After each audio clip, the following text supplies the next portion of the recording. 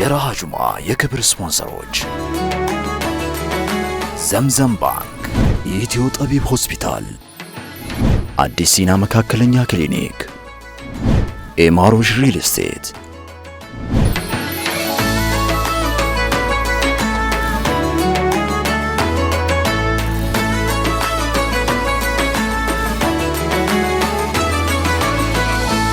بسم الله الرحمن الرحيم الحمد لله والصلاة والسلام على رسول الله وعلى آله وصحبه أجمعين أما بعد فسلام الله عليكم ورحمته تعالى وبركاته. ودنا يتكبراتشو بيتسبوتشاتشن راحة جمعة ساعة نطبقوا أنه دنا أنت مدرسون جمرة إن كان لسامنتاوي وعيد لجمعة بسلامة درساتشو جمعتكم مباركة.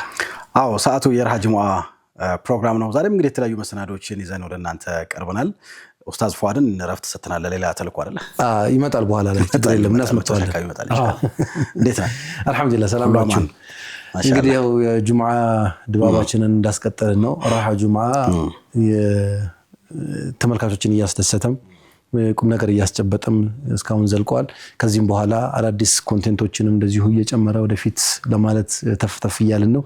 ተመልካቾች እንዴት እንዳገኙት ቢነግሩን በጣም ጥሩ ነው። ይሄ ታይም በርግጥ ይሄ እንደ ሌሎቹ ሾዎች የምሽት ሾው ስላልሆነ ሁሉም የቤተሰብ አካል አንድ ላይ ተሰብስቦ ላይ ያገኘው ይችላል። ሲደገም ነው በብዛት የሚመለከተው። ግን ኦሪጂናል የሚተላለፍበት ሰዓት ላይ ሞሮፍ ከሰላት መልስ ወደ ቤቱ የሚገባ ሰው ነውና የሥራ ባህሪያችን ሆኖ ደግሞ ማንገባ ሰዎችም ካለን ሚስ እናደርገዋለን። ለማንኛውም ካለፈ በኋላ አንደኛ በእለቱ በተላለፈበት ምሽት ላይ ይደገማል። ከዛም ደግሞ እሁድም እንደዚሁ በተመሳሳይ ይደገማል። ቆይታችሁ ልትመለከቱት ትችላላችሁ። እስካሁን ግን አልহামዱሊላህ ራሃ ጁምዓ እንደፈካ እንደቀጠለ ነው። በዚህ ፕሮግራም እንግዲህ አልহামዱሊላህ ያሳካናችሁ ነገሮች አሉ። የካፍ ውስጥ የወጣቶቹ ታሪክ አልቆ አሁን ደግሞ የሁለተኛውም ታሪክ እያለቀ ነው ውስጥ ከዛው ወደ ሙሳ ለኸድር መንገባባቸው ቀናቶች እየደረሱ ነውና እንዴት አገኛቸዋቸው? በተለይ እንግዲህ ህያው ታሪኮች ቁርአን ሲባል በሁሉም ዘመን የኛን ህይወት የሚዳስስ ኦልሞስት ለኛ ለማስተማር የመጣ ስለሆነ ሁላችንም የቁርአን ታሪኮችን ወደ ራሳችን ህይወት በማምጣት እንማርበታለን ብለን በማሰብ ነው እነዚህን ታሪኮች እያቀረብን ያለነውና ምን ተማራችሁ ከነዚህ ታሪኮች? በተለይ ከነዛ ከወጣቶች ሰው ልጅ የሚፈተነው እንግዲህ በአራት ነገር ነው ይለናል ኡስታዝ ብዙ ጊዜ። አንዱ የዲን ጉዳይ ነው፣ ሁለተኛው ደግሞ የገንዘብ ጉዳይ እየተነሳ ነው። ከዛ ደግሞ የእውቀት ጉዳይ በኸድርና በሙሳ ይመጣል። ከዛ የስልጣን ጉዳይ ይመጣልና በተለይ የዲን ፈተናና የገንዘብ ፈተና እንዴት አገኛችሁት? በህይወታችሁ ላይ እንደው አልገጠማችሁም ወይ? በዙሪያችሁስ እንደው ምን ታዘባችኋል የሚለው ነገር ሐሳብ በሰጡን ደስ ይለናል። በተለይ ዩቲዩብ ላይ ይሄን ፕሮግራም የምትከታተሉ ከሆነ ማለት ነው። እንግዲህ ሰሞኑ የሐጅ ጉዳይ ነው። ሚንበር ቲቪ ያው በሰሞኑ ሐጅም እያለ ፕሮግራሞችን እያቀረበ ይገኛል። እኛም እንደ ራሃ ጁምዓ 3-4 ሳምንታት ሆኖናል ጉዳዩ ያው መወራትም ስላለበትና ሐጅ ሲነሳ ያው አቅም ያለው ሰው ነው የሚሄደው። የአርካን ነው ግን ያው አቅም ያለው ሰው በህይወቱ ማን استطاع اليه سبيلا ስለሚል ግድ ነው። ግን ደግሞ ሁሉም ሰው ይሄ ማን استطاع ሲባል ይሄ የሚቆጠረው ካሽ ብር ኑሮት ነው ወይ የሚሄደው የሚል ስትወስድ እንትን ይላል አይደለም እኮ ምን ይሆናል መሰለ አንዳንድ ሰው ካሹም ኖሮት ራሱ ንያው ስለማይኖረው እስቲጣ ይጎድላል እና ማለት ምን ይሆናል መሰለ የማሰብ እስቲጣ ደግሞ የሚባለው ይጎድላል ማለት ነው። ካሽ አለው የብር ችግር ኖሮበት አይደለም ለተለያዩ ሎካሊም ሆነ ኢንተርናሽናሊ ለሚደረጉ ጉዞዎች ምናምን ወጪ ያወጣል። የሐጅ ጊዜ ሲመጣ ግን በቃም ይጎተተዋል። ይሄ በአገራችንም በሌላም ዓለም ላይ ኢቭን መካ ከተማ ውስጥ እየኖረ ሐጅ አድርጎ ማያውቅ ሰው ሊኖር ይችላልና ይሄ እንዴት ሊሆን እንደሚችል ባይገባኝም ግን እንደዛ ያገጸ። ስለዚህ እስቲጣው የንያውም ጭምር ያለበት ሰው ሊኖር ስለሚችል ምን ይሰጣ የሚለው በካሽ ነው። እርግጥ ነው ሰዎች መጀመሪያ ግዴታውን ካመኑ በኋላ ስለሆነ ወደ እስቲጣ የሚሄዱ ግዴታውን ያመነ ሰው ገንዘቡ ካገኘ ያደርገዋል የሚል ጥቅል ሐሳብ ስላለ ነው በአብዛኛው ሰው ሌሎችን እስቲጣዎች ቼክ ማናረጋቸው። አማ የገንዘብ እስቲጣ ካለ ግን መቼም ይሄንን መሰለ ታሪካዊ ድል አግኝቶ ሚስ የሚያደርግ ሰው አይኖርም።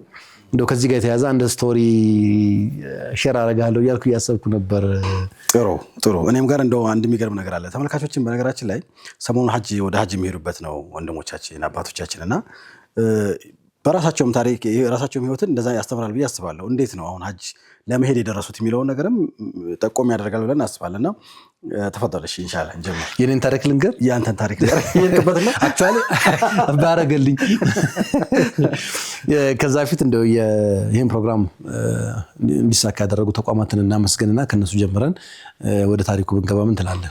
መርሃባ የዚህ ፕሮግራም ስፖንሰሮች ያሉ ኢትዮ ጠቢብ ሆስፒታል ከነዚህ ውስጥ ተጠቃሽ ነው።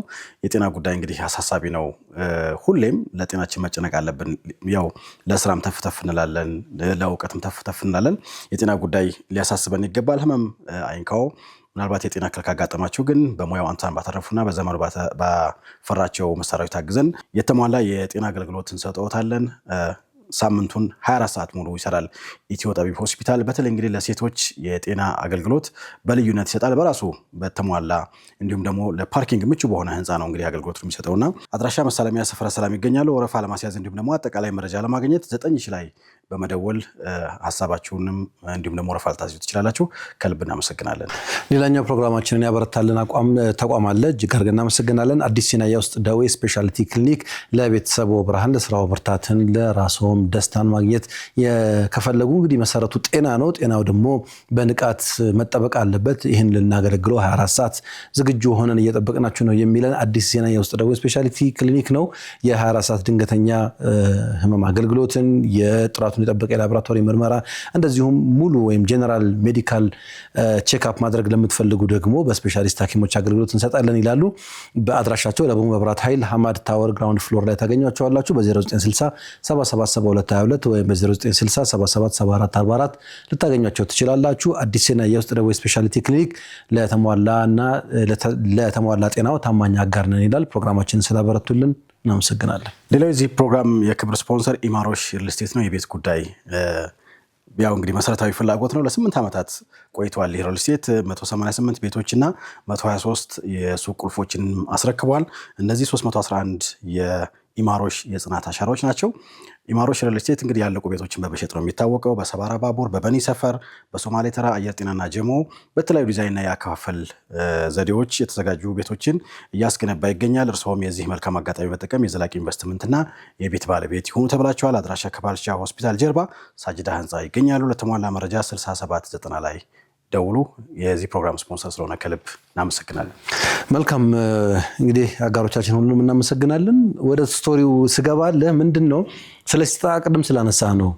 አንዳንድ ሰው እየቻለ አይሄድም፣ አንዳንድ ሰው ደግሞ ችሎ አይሳካለትም፣ ወይም ደግሞ ሁሌ ገንዘብ ስላለ ብቻ የሚሄድ የሚመስለው ሰው አለና አንድ ሰው ታሪኩን አጋርቶ ነው። ሰዓድ ይባላል።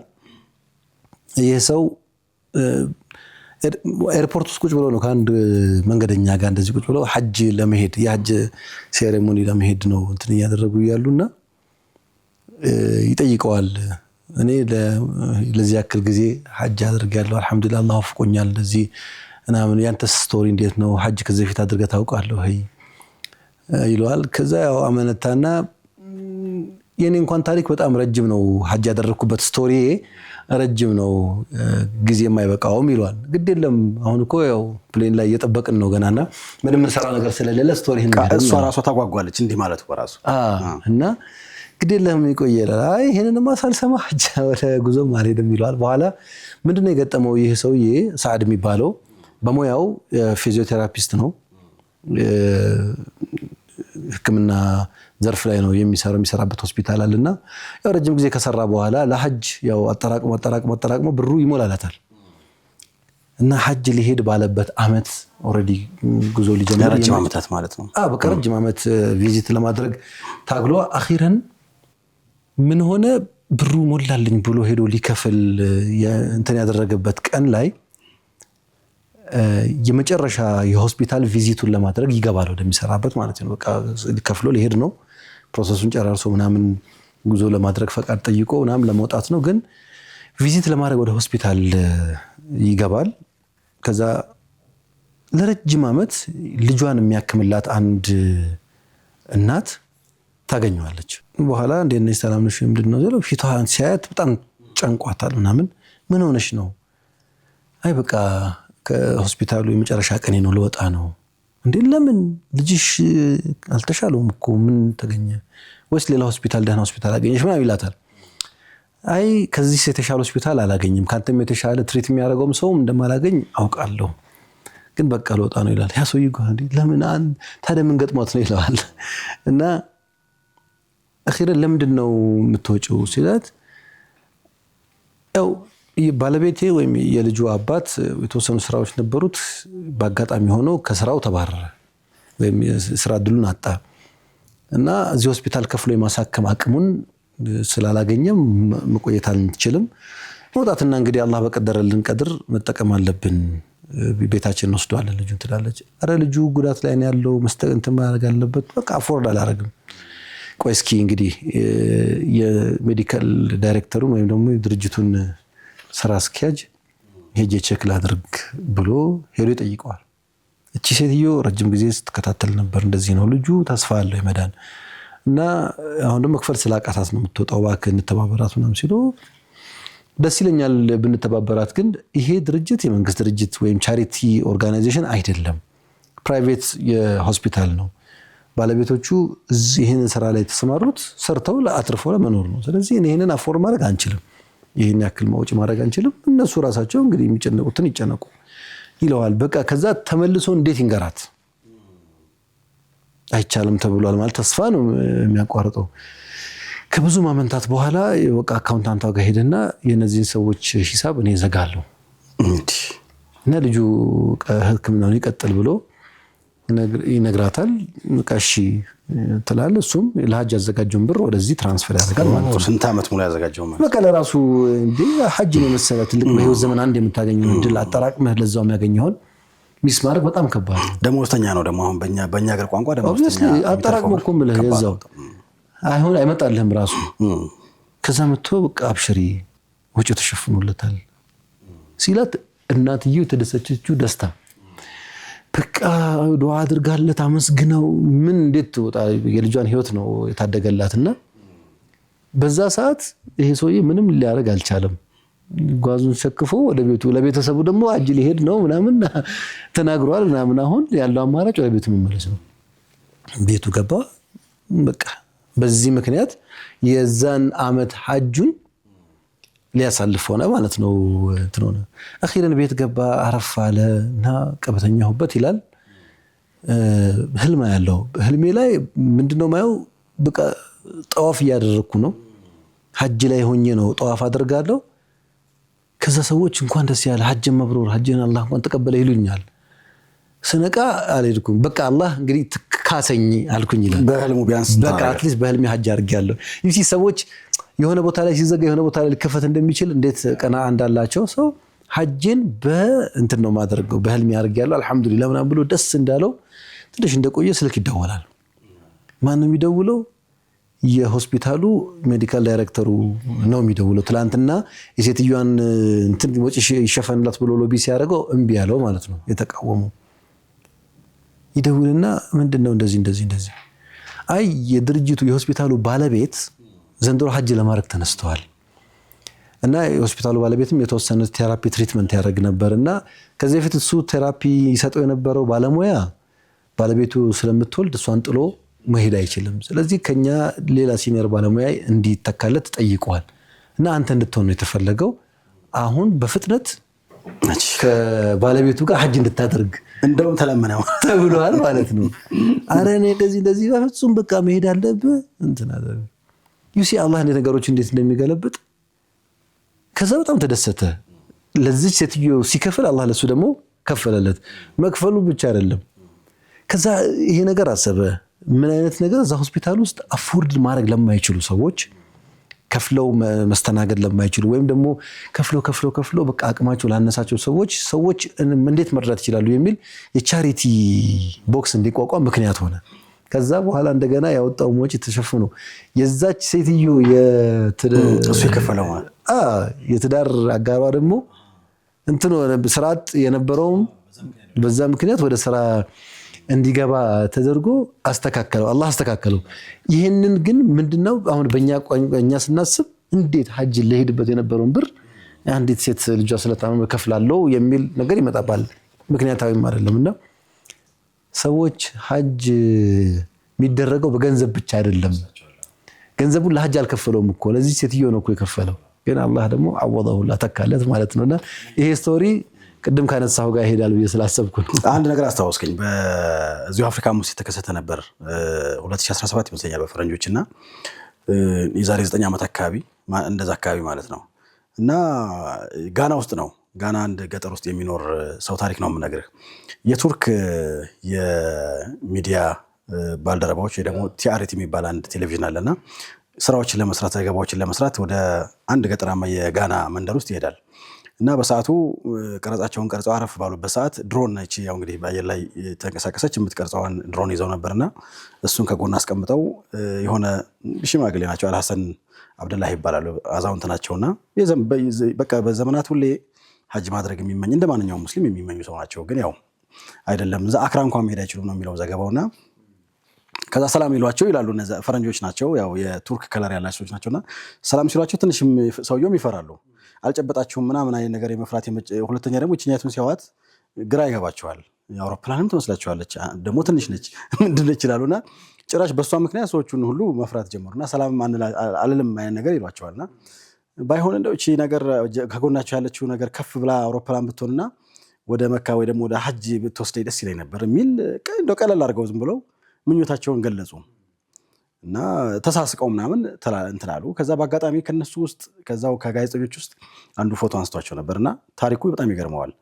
ትዊተር ላይ ፖስት ያደረገዋል ፎቶቸውንና ምኞታቸውን እና በቱርክና በሙስሊም ሀገሮች በጣም ተራገበ። ምናልባት ልናስታውስም እንችላለን የተወሰነ የዛሬ እንግዲህ 9 ዓመት ሶሻል ሚዲያ ላይ የምንሳተፍ ሰዎች ከዛ የቱርክ የውጭ ጉዳይ ሚኒስቴር እንዲሁም ደግሞ ብዙ ኤንጂኦዎች እኒህን ሰው ህልማቸውን ኦን ማድረግ አለብን የሚል ነገር ልብ ከተነሳ ድሮንም ይወስዳል እና ከዛ በኋላ እነዛን ሰው ፈልጉልኝ ይላል የቱርክ መንግስት።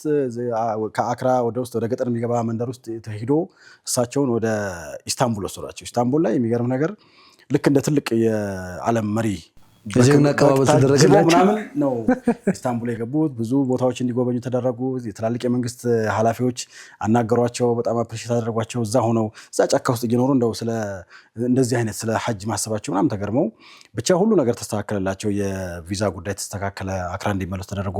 ከዛ ሙሉ ወጪው ተሸፍኖላቸው ሐጅ አደረጉና አንዳንዴ ቅድም እንዳነሳው ነው ሰው ስላለው ብቻም አይደለም ስለሌለውም ደግሞ አይሄድም ማለት አይደለም። አንድ ሼክ አሉ ይባላል እኮ ያው እንግዲህ እንደው እንደ ጨዋታ ነው። ያው ብዙ ጊዜ እንትን የላቸውም ቤት የላቸውም ምንም የላቸውም። ሼክ እንደው ቤት ለምን አሰረምሳቸው በማስቀራት ብቻ ዝም በል ጅል በሰራው ቤት እኖራለሁ አሉ ይባላል። ጅል በሰራው ብዙ ጊዜ ተኮረኮለ አላህ የሚሰሩ ሰዎች ምናምን ህይወታቸው ፊዚካል በሚታየው ነገር እንደው የላቸውም ትላለህ ግን ካንተ በላይ ነው ማኖራቸው ደስተኛ ሆነው ይኖራሉና አላህ ይተካላቸዋልና ያው እንዲህ አይነት በጣም አስገራሚ ታሪኮች አሉ። ካለን ጊዜ አንፃር ነው እንጂ ብዙ ምናስታውሳቸው ይኖራሉ። በሰዋቦችም ዘመን እንደዚሁ የሚገርም ገጠመኞች አሉ እናነሳቸዋለን። እንደው ተመልካቾችም እነሱም እኮ የገጠማቸው ነገር ነው ሳያስቡት የሄዱባቸው አጋጣሚዎች ይኖራሉና የሐጅ ድባብ ምን እንደሚመስል ብዙዎቻችሁ ሼር ታድርጉናላችሁ። እስኪ አንድ ፕሮግራም እንጋብዛቸውና ተመልሰን ስንመጣ ሌሎች ቀሪ ሐሳቦችን ሼር እናደርጋለን። ተመልካቾችም ይወዱታል ብለን እናስባለን ኢንሻአላህ። መልካም ተመልካቾቻችን የተከታተላችሁ የምትገኙት ረሃ ጁሙዓ ፕሮግራማችን ነው። አንድ መሰናዶ ተከታትለን እንመለስ። በያላችሁበት መልካም ቆይታ ይሆንላችሁ።